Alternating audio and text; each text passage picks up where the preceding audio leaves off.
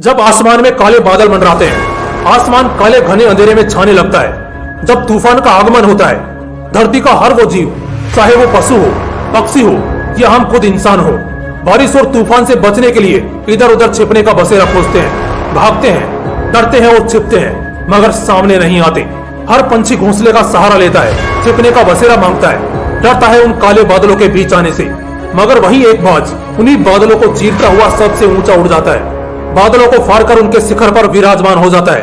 न बारिश की बूंदों की परवाह करता है, न दूसरे पंछियों के डरपोक मिजाज को फॉलो करता है। वो बस वही करता है जो उसका दिल कहता है, और दिल कहता है कि मेरे अंदर डर के लिए नहीं, उस आग के लिए जगह है जो बार बार मुझे बादलों के सहारे नहीं बल्कि बादलों का ताज बनने पर मजबूर करती है। जिनके दिल में डर नहीं, एक भड़कती ज्वाला है ना, बेशक वही दुनिया पर राज करते हैं। ठीक ऐसा ही कुछ बाज की कहानी में भी बयान होता है। तभी तो वो पूरे आसमान पर राज करता है, पंछियों के पीछे नहीं जाता, तोते की तरह सिर्फ बोलना नहीं जानता, बल्कि कुदरत को चुनौती देकर टकराने का साहस दिखाता है। तभी तो वो करोड़ों पंछियों का राजा कहलाता है। एक बाज कभी उड़ान भरने से पहले शोर नहीं करता, और जब उड़ान भरता है तो बादलों से ऊपर उड़ता है। कुदरत का करिश्मा हो या किस्मत की तबाही हो, एक बाज ना तो डरता है, ना ही छिपता है और ना ही झुकता है। जब उसकी उम्र 40 की हो जाती है, तब उसकी कहानी में एक खतरनाक मोड़ आता है जो उसे एक बार फिर झुकाने की कोशिश करता है, दबाने की कोशिश करता है। मगर साहब, वो बाज है, कोई तोता नहीं जिससे आप उसकी उड़ान छीन सको और पिंजरे में कैद कर सको। कुदरत अपनी चाल कुछ इस तरह चलता है कि बाज को खुद के चोंच से ही उसके सारे पंख कुचलने पड़ते हैं। उसके पंख जो कभी उसकी शान थे, उसकी ताकत थी, अब वो इतने बढ़ चुके हैं कि उनसे उड़ना मुश्किल हो जाता है। वो चोंच जिससे बाज अपना शिकार करता था, अपना पेट भरता था, अब वो इतना टेढ़ा हो चुका है कि उसे पत्थर पर लगातार मार मार कर अपना चोंच तोड़ना पड़ता है।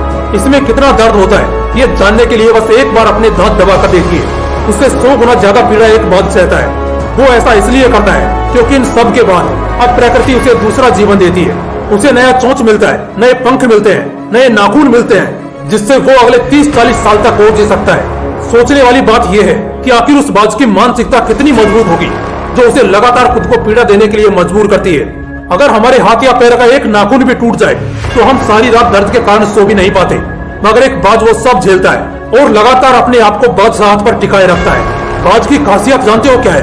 एक बाज हमेशा अपने पंखों से पहले अपने हौसलों से उड़ान भरता है, क्योंकि पंख तो दूसरे पंछियों के पास भी होते हैं, लेकिन वो बस पेड़ तक का ही फासला तय कर पाते हैं, जबकि एक बाज पर्वत की चोटी से बादलों के ऊपर तक उड़ान भरता है। बाज से ऐसे सीखने को तो कई सीख हैं, लेकिन अगर तुम अपनी जिंदगी में कुछ भी अच्छा करना चाहते हो तो बस बाज से 3 चीजें जरूर सीख लेना। पहला, बोलो मत, करके दिखाओ। दूसरा, खुद को कष्ट देने से मत घबराओ, क्योंकि वही कष्ट तुम्हें एक खूबसूरत जिंदगी देगा।